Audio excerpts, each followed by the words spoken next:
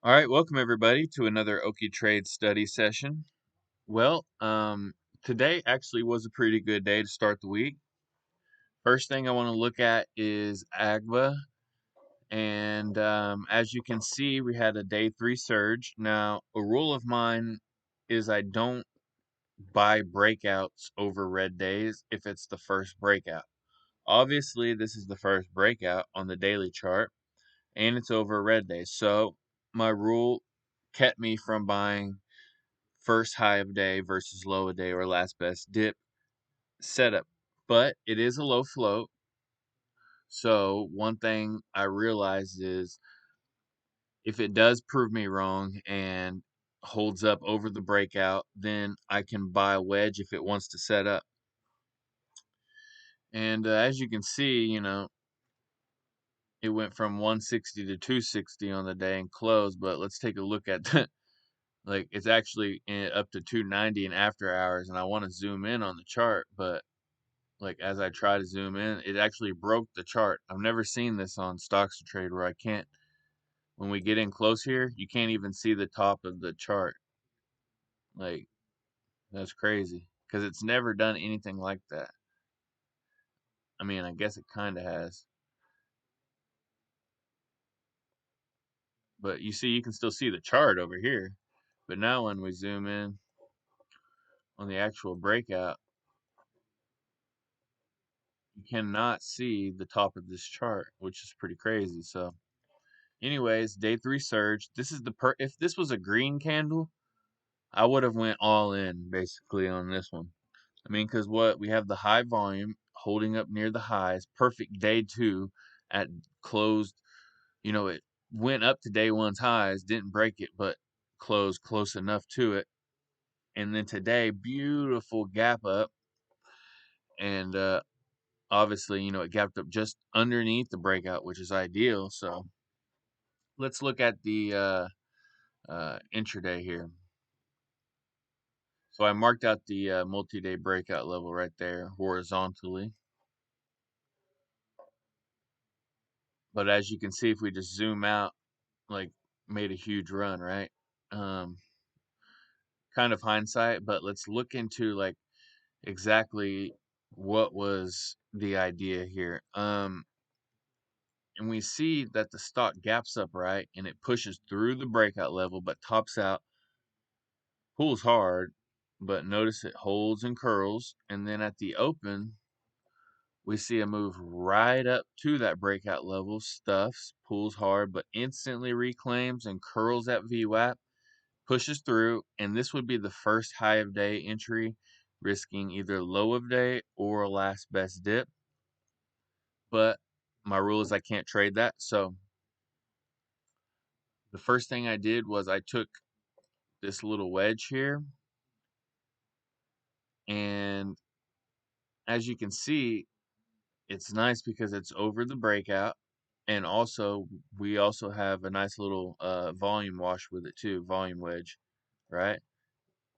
And then so kind of like a double top ascending. And this is what it looked like when I bought it basically. And I bought it right as it broke over this candle right here. And I thought for sure I nailed it because it spoke or spiked right through, but then instantly stuffed. Good thing I had my stop set. It could have easily halted down. You never know. But then, and I thought, okay, well, the trade's over. That's why we don't buy over red days. But this one did something different than anything I've ever seen before.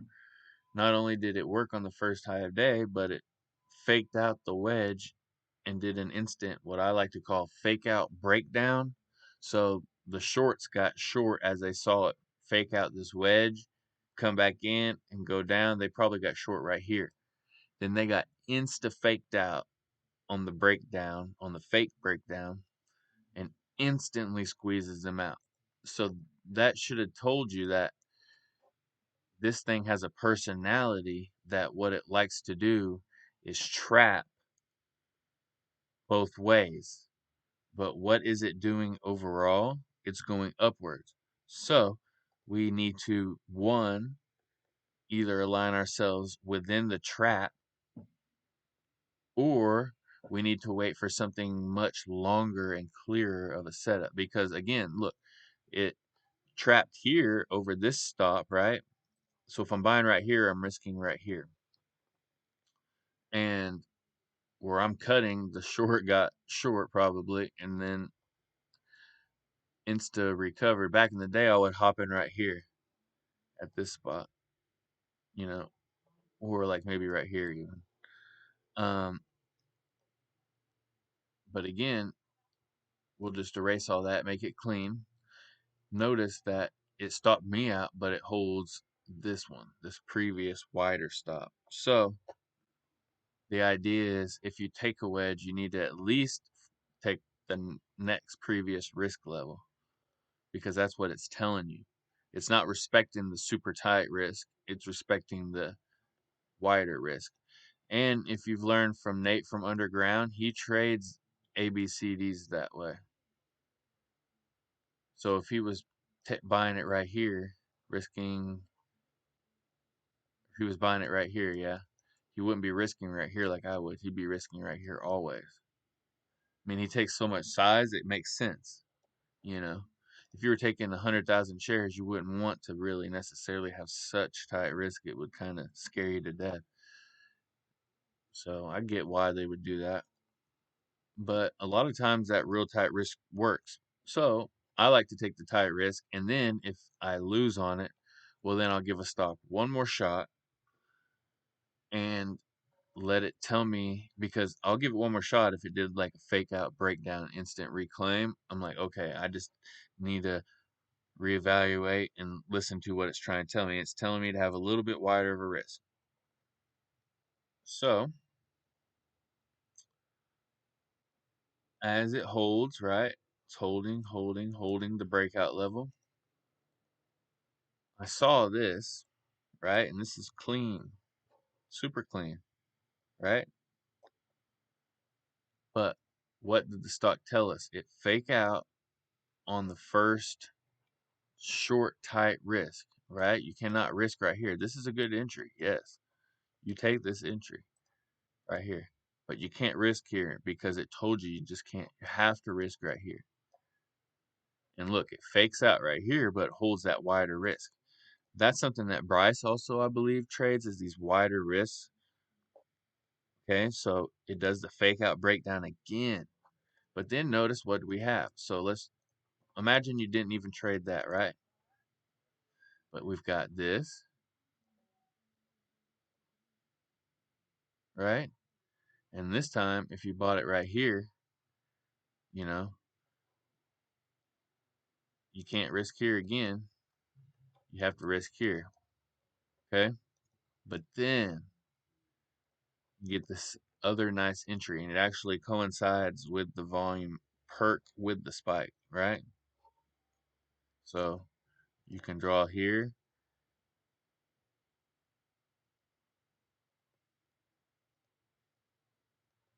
right?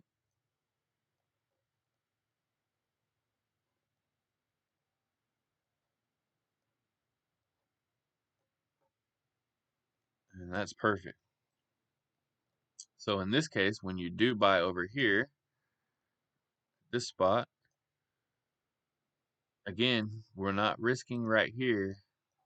We're risking right here now. So this other entry has been able to move up via the process of the previous dip's risk. So that's nice. Potentially could have 3 entries on this wedge, right? This one, while you're risking here and it works. This one,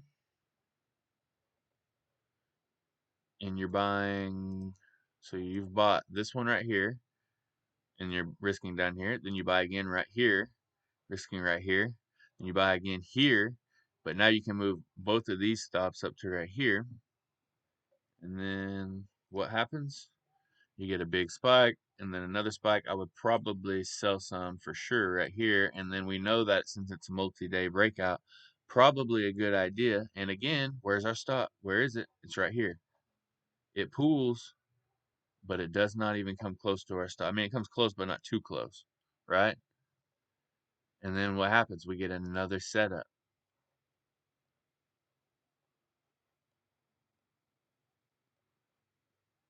where we can potentially add back to the shares that we sold up here. And then we get a huge move up. And then what's nice is we build up all this consolidation right here so that when we swing it, you notice this nice push off of it. Well, it's pretty clear that, like, even if it did have a hard pull, like in pre-market tomorrow, like this is really nice support now. So it would be a good swing in my eye for at least for the one day, and then I'd probably sell it in somewhere into the open tomorrow after a spike or something like that. But yeah, so that's how you can let a stock that's kind of like breaking your rules and telling you, no, I don't want to trade that. And then if it proves you wrong, well, then you can adjust and then let the stock guide you into how you should trade it. And I was going to break down these other stocks, but you know what? That was really all we needed. We had wedges, we had multi-day breakouts, we had multiple entries, we learned the personality of the stock.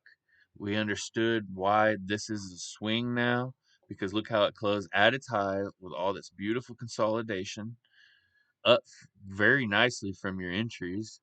And again, what is it? It's a multi-day breakout, so most likely tomorrow you're at least going to get a spike up probably into the 350s, maybe at least. And then, who knows what it does from there. So overall, this was a masterclass of multi-day breakout / wedges and high day breaks and all that good stuff. So, all right. I hope y'all really enjoyed this one. This was a really good one in my eyes. All right. Take it easy, everybody.